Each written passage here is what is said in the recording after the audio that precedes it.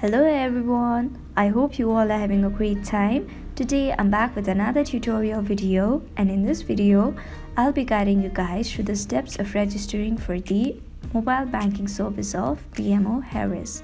But before that, here's a short description about it. North America's 8th largest bank by assets, BMO serves more than 12 million customers through the 3 integrated operating groups, providing personal and commercial banking, wealth management, and investment services. So if you want to find out how you can register for BMO Harris, then make sure to stick with me till the end of the video. First of all, go to the app BMO Banking. After that, scroll down and then tap on the option Register. You'll then be able to see this interface. First of all, you need to select the account type. Once you have done that, enter the account number. You can either enter social security number or taxpayer identification number.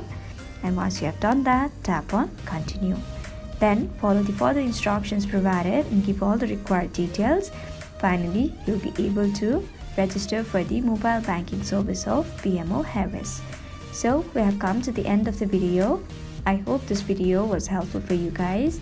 If it was, then please make sure to like, leave a comment, share and subscribe to our YouTube channel, Tech Quest. We'll be back with more such videos. Until then, have a great time. Bye-bye.